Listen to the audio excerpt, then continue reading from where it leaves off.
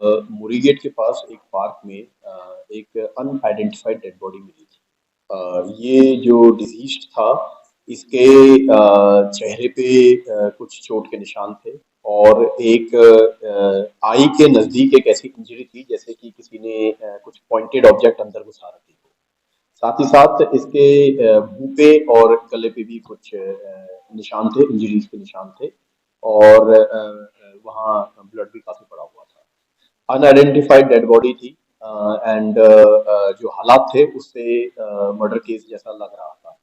तो इसी पे हमने एक एफआईआर दर्ज की और इसकी इन्वेस्टिगेशन चालू की। कश्मीरी गेट थाने की पुलिस ने काफी मेहनत करने के बाद जो डिजीज था उसकी आइडेंटिटी कंफर्म की एंड ये पता लगाया कि ये डिजीज प्रमोद नाम से था और ये खोया मंडी जो वहां पे है वहां पे ये काम करता था। आइडेंटिटी इसमें हमारी लोकल इंटेलिजेंस का बहुत बड़ा रोल रहा क्योंकि डिजीज के पास से कोई भी ऐसा डॉक्यूमेंट या मोबाइल या कुछ नहीं मिला था जिससे ये पता लग सके कि ये कौन है। साथ ही साथ उसका फेस भी थोड़ा डिसफिगर्ड हो गया था क्योंकि एक दो दिन पुरानी बॉडी थी और उस पर चोट के काफी निशान थे तो चेहरा देख के पहचानना भी थोड़ा मुश्किल था। इसके बावजूद जो हमारे फील्ड ऑफिसर्स हैं उन्होंने लोकल इंटेलिजेंस के थ्रू उसके डिजीज की आइडेंटिटी का पता लगाया और इस ये पता लगाने के बाद एक इंटेंसिव सर्च चालू हुई उस जगह पे कि किसने ये काम किया होगा या क्या मोटिव रहा होगा इस काम करने का। इसमें जो डिजीज था उसके पास ना ही मोबाइल ना ही कोई पैसे और ना ही कोई डॉक्यूमेंट पर्स मिला था उस वक्त।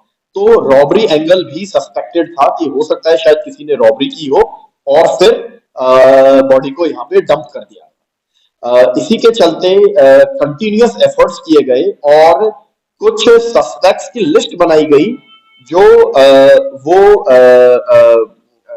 जिसके वो जानकारी में था और जो उसको बता सकते थे कि इसके साथ क्या हुआ है क्या नहीं हुआ। ये अच्छा ये जो हमारा डिजीज था ये होमलेस था, वेगाबॉन्ड था।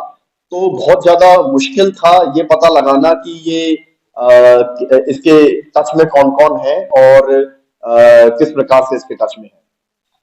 अगेन लोकल इंटेलिजेंस से फील्ड अफसर्स ने ये पता लगाया कि कुछ जने हैं जो वारदात के टाइम के आसपास से दिख नहीं रहे हैं।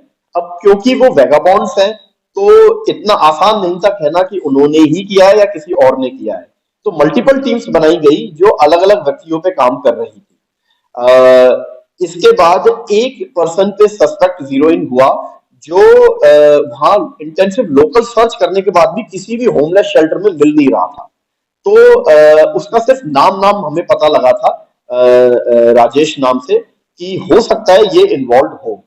उसकी सर्च करी गई तो उसके नाम के अलावा उसका फोटो भी अवेलेबल नहीं था कहीं और ये काफी मुश्किल हो गया था उसको पकड़ना। अगेन पीएस कश्मीरी गेट की टीम ने ये पता किया कि वो कहाँ काम करता था, वहां से उसके फोटोग्राफ कुछ मिल सकते हैं तो उनपे काफी काम किया और जो डिजीज था उसकी भी टेक्निकल सर्वेलेंस की गई। इसी के साथ एक हिंट मिला कि हो सकता है ये जो राजेश नाम का व्यक्ति है इसी ने ही ये काम किया है और ये अपने आप को छुपाने के लिए दिल्ली से बाहर भाग चुका है। एक बहुत छोटी सी इंफॉर्मेशन आई थी टीम के पास कि हो सकता है ये पटना में हो क्योंकि ये वहां का रहने वाला है, ओरिजिनली वहां का रहने वाला है। इसी इंफॉर्मेशन पे टीम रवाना हो गई थी पटना में और साथ ही साथ ये इंफॉर्मेशन भी जनरेट हुई कि क्योंकि मोबाइल डिजीज का मिला नहीं था तो इस पे भी जब टीम काम कर रही थी तो ये देखा गया था कि इस मोबाइल में कई बार एक अलग सिम भी लगाया जा रहा था। इस इंफॉर्मेशन को भी डेवलप किया गया तो वो सिम भी राजेश का ही निकला जो अवेलेबल नहीं था वहां, जो गायब हो रखा था। टीम पटना पहुंची और वहां पे भी टीम का बहुत अच्छा गुड वर्क रहा कि उन्होंने उसको रेलवे स्टेशन पे ढूंढ निकाला जब वो वहां रेलवे स्टेशन पे सो रहा था। तो उसकी जो लोकेशन थी वो एग्जैक्ट नहीं थी, फिर भी रेलवे स्टेशन जैसे भीड़ वाले इलाके में टीम ने एक बहुत ही ब्लर्ड फोटोग्राफ जो मिला था उसके बेसिस पे और सिर्फ नाम के बेसिस पे उसका पता लगाया और उससे पूछताछ वहीं पे चालू की। इस पूछताछ में पता लगा, उसने एडमिट किया कि उसी ने ये वारदात की है। और जब उससे पूछा गया कि क्यों की है, तब ये खुलासा हुआ कि जो डिजीज था और जो हमारा एलेज्ड था, ये एक होमोसेक्सुअल रिलेशन में थे। और इसमें कहीं ना कहीं एक होमोसेक्सुअलिटी का एंगल आ रहा था, जिसमें डिजीज जो अक्यूज्ड है, वो उसको डिजीज ने मारा था, परेशान हो गया था वो। एंड उसने, दोनों ड्रंक थे, और उसने फिर ये जब इंसिडेंट हो रहा था तो डिजीज की मुंह में स्मॉदरिंग स्मॉदरिंग करके हत्या कर दी।